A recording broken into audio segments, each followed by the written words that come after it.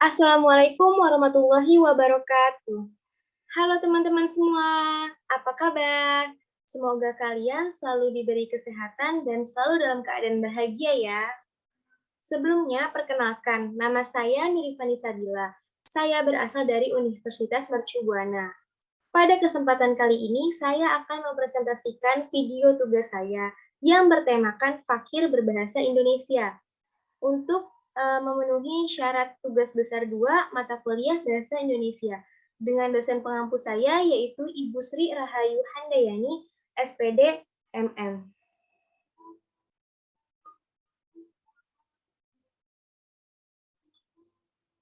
Saya awali dengan latar belakang.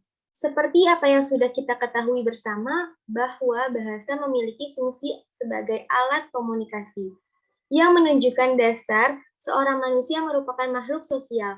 Bahasa Indonesia adalah bentuk alat komunikasi yang digunakan oleh warga negara Indonesia sebagai bentuk interaksi satu sama lain. Namun, seiring dengan pesatnya perkembangan zaman yang menghadirkan berbagai kemudahan, justru membuat warga negara Indonesia terlena dalam penggunaannya.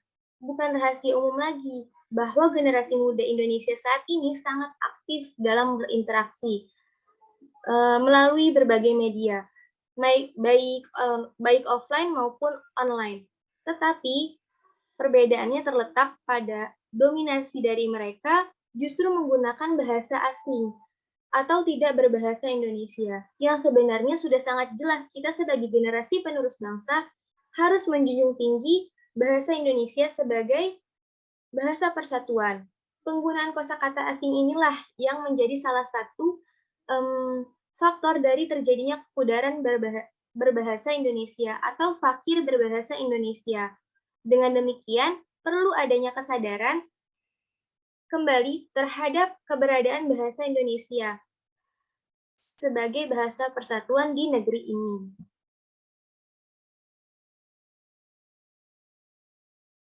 Selanjutnya adalah definisi bahasa Indonesia.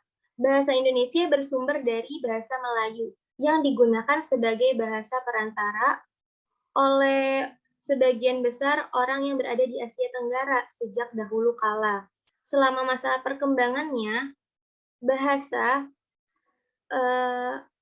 selama masa perkembangan bahasa, peristiwa Sumpah Pemuda adalah yang paling menentukan.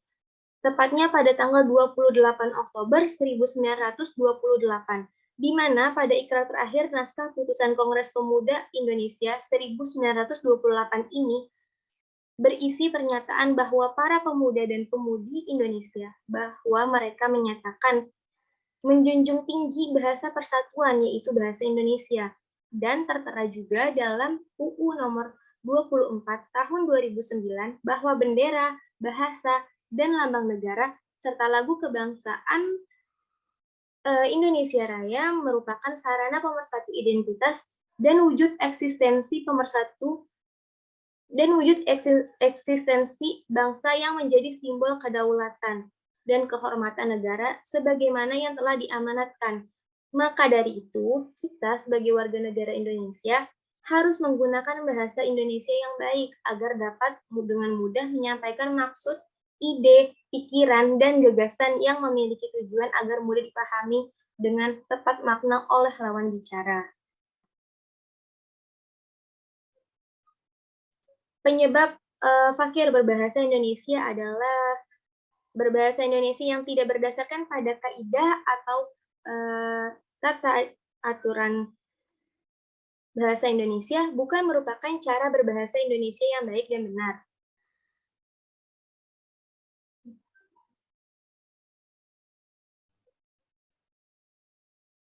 Penerapan bahasa Indonesia yang sesuai dalam kehidupan sehari-hari semakin tergantikan sejak pesatnya perkembangan zaman. Tanpa disadari, penggunaan bahasa asing ini semakin sering ditemukan, tidak mengenal usia dan status. Seluruh warga Indonesia dapat dengan mudah mempelajarinya, bahkan menerapkannya. Walaupun bahasa asing sendiri mempunyai dampak positif, seperti dapat mempermudah diri dalam bersaing di kancah internasional dan menambah nilai lebih dalam seseorang, tetapi bahasa asing ini mempunyai dampak negatif yang sangat nyata, yaitu jika kita semakin sering menggunakan bahasa asing, maka secara tidak sadar, bahasa maka secara tidak sadar, cepat atau lambat, kita juga akan sampai pada titik fakir berbahasa Indonesia. Contoh penggunaan bahasa asing yang sederhana yang sering kita temukan dalam kehidupan sehari-hari adalah screenshot. Screenshot dalam bahasa Indonesia memiliki arti tangkapan layar. Lalu ada mute. Mute dalam bahasa Indonesia berarti matikan atau diam. Dan terakhir ada refresh. Refresh dalam bahasa Indonesia memiliki arti penyegaran kembali. Dan singkatan-singkatan seperti OTW, BTW, OTW yang dalam bahasa Indonesia itu merupakan arti sedang dalam perjalanan. OTW itu merupakan singkatan dari on the way. Dan BTW itu singkatan dari by the way, yang berarti kayak ngomong-ngomong kita gitu. Cara mengatasi fakir berbahasa Indonesia dapat dilakukan dengan kesadaran kita masing-masing. Karena semua bahasa yang ada di dunia memiliki keberadaan yang perlu dijaga, bahkan dilestarikan, termasuk bahasa Indonesia. Karena sampai sekarang, karena sampai kapanpun bahasa Indonesia akan selalu menjadi identitas negara kita, yaitu negara Indonesia. Maka sebelum semakin banyak warga negara Indonesia yang terbiasa menggunakan bahasa asing dalam kehidupan sehari-harinya, maka mulailah membiasakan dari diri kita sendiri untuk berbahasa Indonesia yang baik dan benar, sesuai dengan kaidah yang berlaku untuk berkomunikasi dalam kegiatan atau aktivitas apapun, baik formal maupun non-formal. Ini juga dapat bertujuan agar bahasa Indonesia dapat diterima dengan baik di berbagai negara sebagai bahasa yang dapat menghubungkan antar suku. Karena bahasa Indonesia sendiri juga memiliki keunikan, yaitu pada penggunaan huruf Latin yang sesuai pada tulisan dengan ucapan, di mana kesesuaian tersebut akan berdampak apabila suatu kalimat bahasa Indonesia diucap atau dibacakan dari arah manapun, bunyinya akan tetap sama.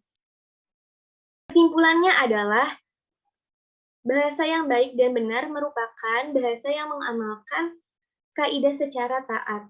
Bahasa Indonesia yang baik adalah bahasa Indonesia yang selalu sesuai pada situasi dan kondisi percakapan, di mana setiap kondisi percakapan tersebut selalu menghubungkan dua belah pihak normal, dan kondisi seperti inilah yang akan menentukan apakah penggunaan bahasa tersebut baik atau tidak. Penerapan bahasa Indonesia yang baik akan menciptakan rasa kebanggaan memiliki bahasa Indonesia, yang mana itu sangat berhubungan dengan wujud nyata terhadap sikap cinta tanah air, cinta budaya, cinta pada seluruh nilai serta norma kehidupan bermasyarakat dan bernegara di Indonesia.